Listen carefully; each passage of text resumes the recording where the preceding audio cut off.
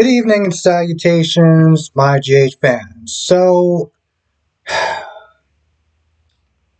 the most part, this episode is actually pretty good.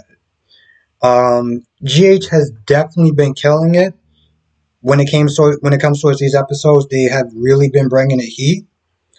This episode is no different. Going into this episode, I'm still wondering why is Trina and Spencer just hanging out at that lab and everything like that. Like, why are they still there for it? This is after they find out that, there's going to be a drone strike. Then he talks more for smart reason. And then they're like, oh, well, we got to do this. We got to warn them. We got to do that. Yada, yada, yada. I'm like, we're like, we're still doing this now, right?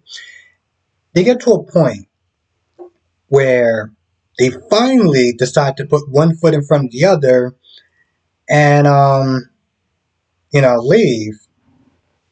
They get outside. And Spencer sees Victor. Well, I guess there was not there walking, so it was like, all right, fine. So they see Victor, and Spencer's like, I gotta go after him.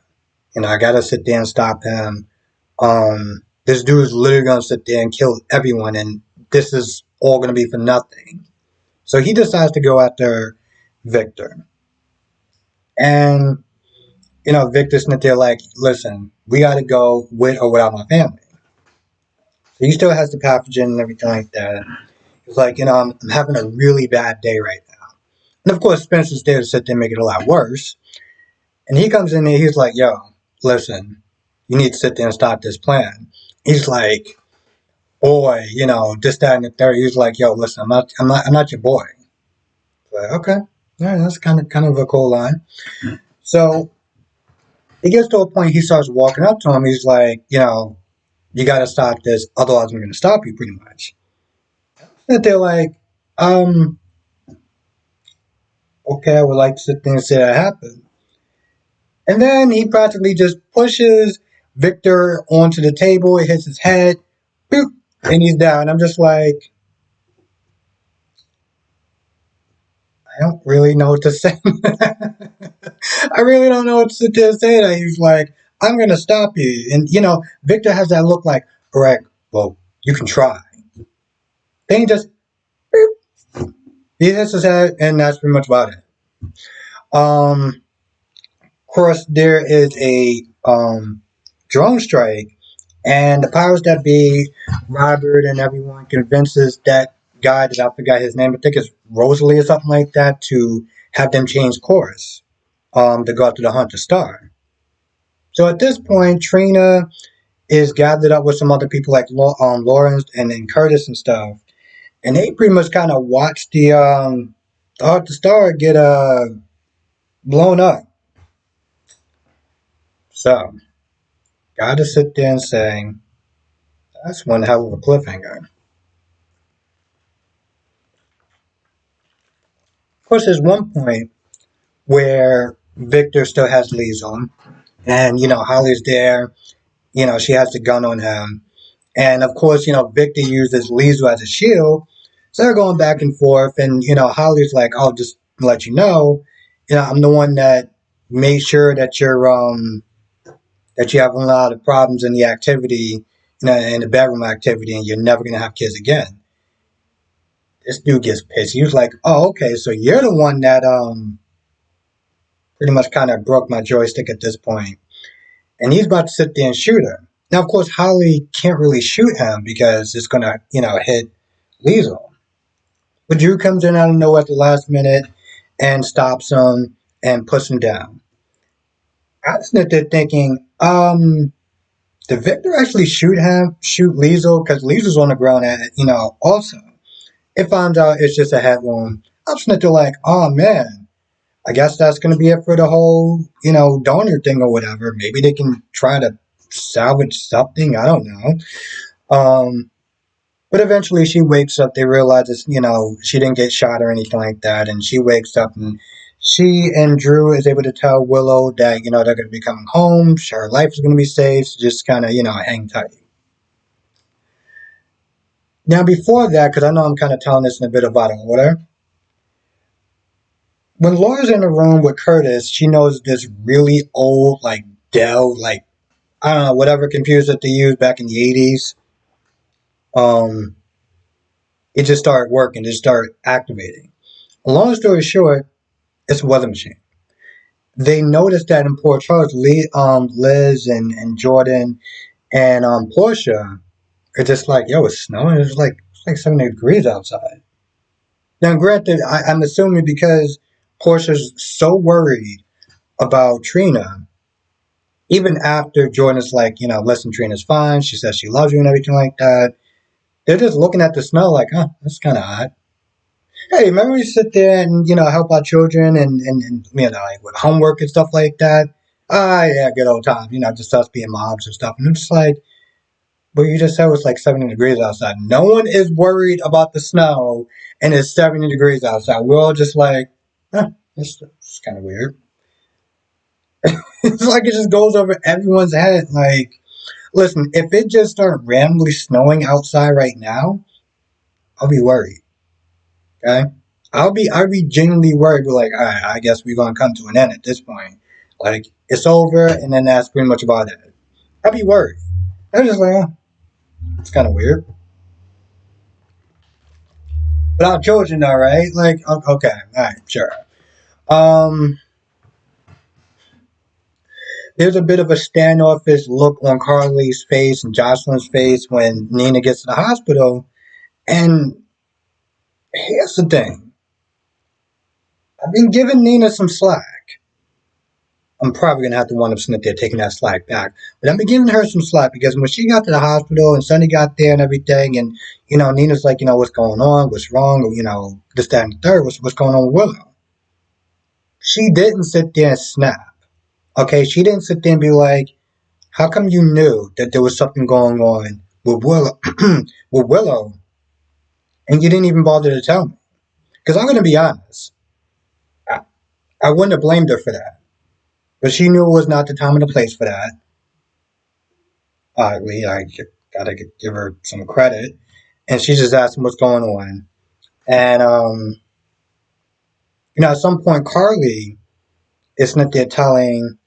Well, there's one point where Carly and Joss are walking around, and Joss is like, "Oh, well, Michael's not going to be too happy about that." And, Carly's like, "Well, hopefully Nina will sit there and just keep her distance." And I'm like, "Well, I've been on your side for a while, but who the hell are you to sit there and tell her?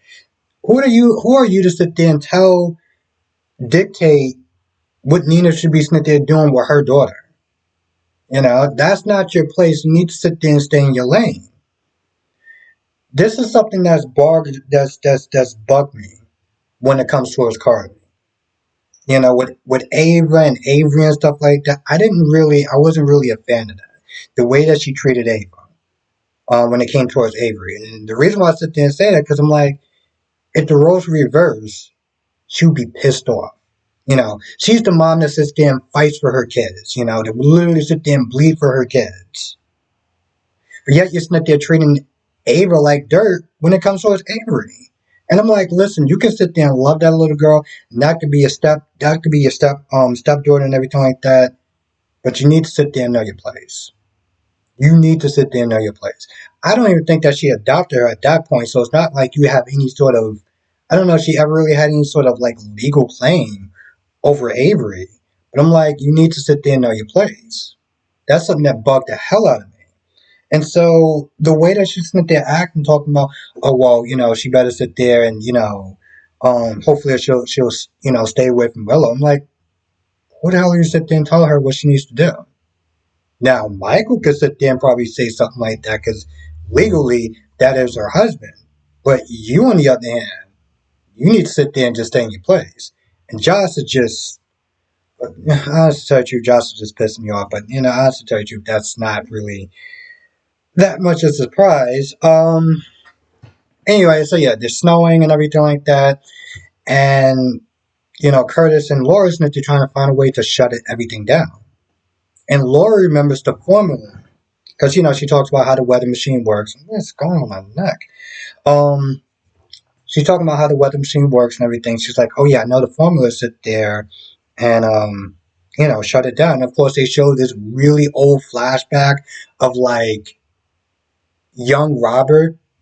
Let me ask you a question: is it my imagination, or did Robert get shorter? Like seriously, I felt like Robert just like genuinely got short. I remember old clips because every time I sit there and see like young Robert, I'm just like. And granted, I know people age and they look different and stuff like that, but I'm like, one thing I noticed, and I think because I was watching it on Dion's Corner, that dude was tall. I know it probably has something to do with old age, but I'm like, usually when people are that tall, they don't shrink down that much. Um, anyway, she just types in the code, it then it works, and that's about it. And even before she types it in, Kurt's like, "Are you sure you want to sit there and do this? Because I may sit there and lock you out the system." Okay, Curtis, what's your plan? Well, I'm just very curious. I mean, do you know the formula? No. Like you've been kicking ass and taking names. I'm gonna let you get off a little bit of a warning, a little bit of a slide, but you might want just. Anyway, she types in the word. Toot, toot, toot, toot, toot, toot, toot. That ends that.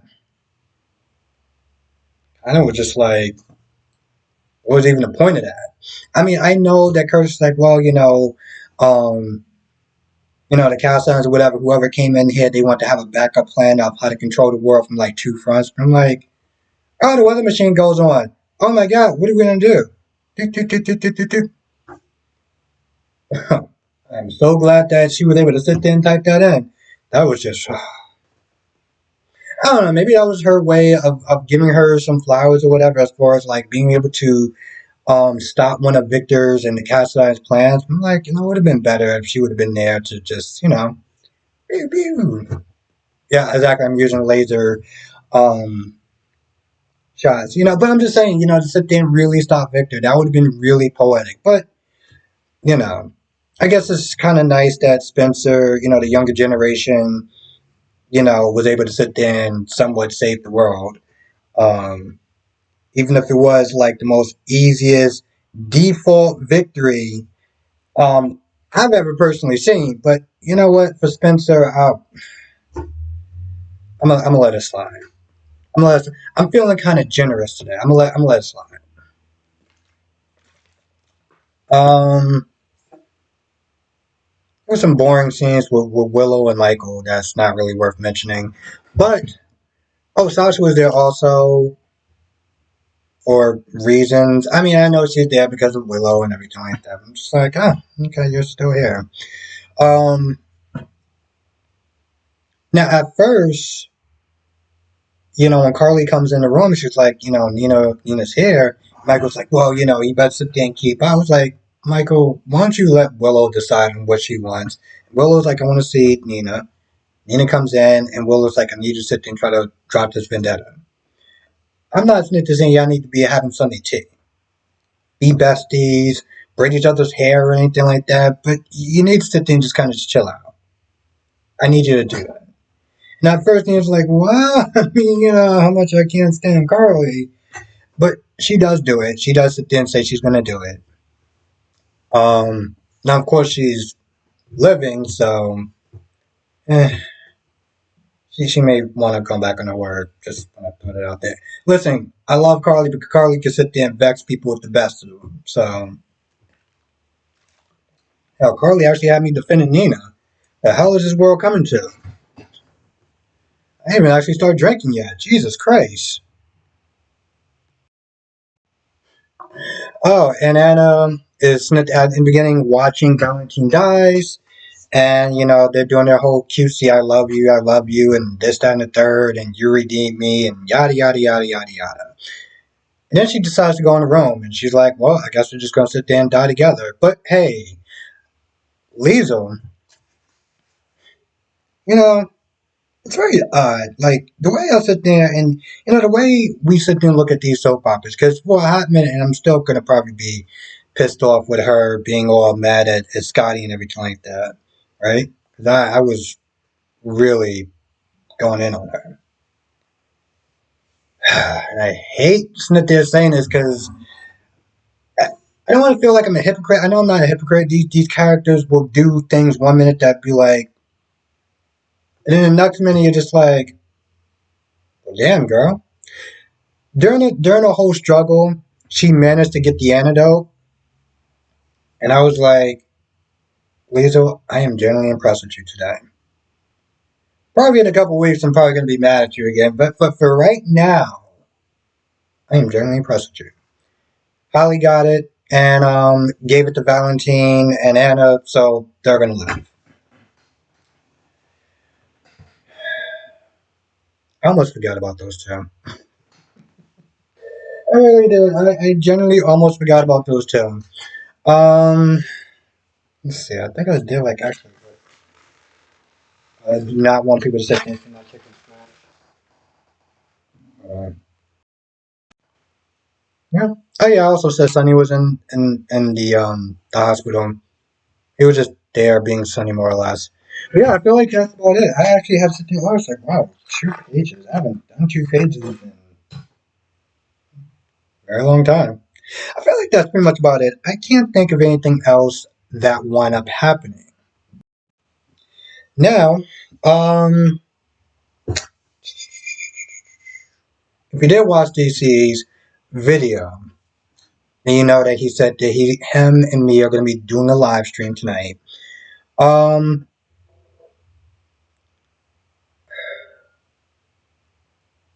it's going to be about soap operas, but it's also going to be more about us and our journey and stuff like that as YouTubers. Just our time to sit there and reflect on some stuff. So I don't know if it's going to be super oriented when it comes towards soap operas, but it's going to be a very, very interesting conversation, sit there and say the least. So you definitely want to sit there and stick around for that. It's going to be a good one. It's going to be a good talk. And if you watched his video, then you know why. And if you didn't watch his video, then watch his video and then you'll sit there and understand why. Anyway, with that being said, I'm going to go. I want to thank you for watching. Stay safe, and I will see you in the next video.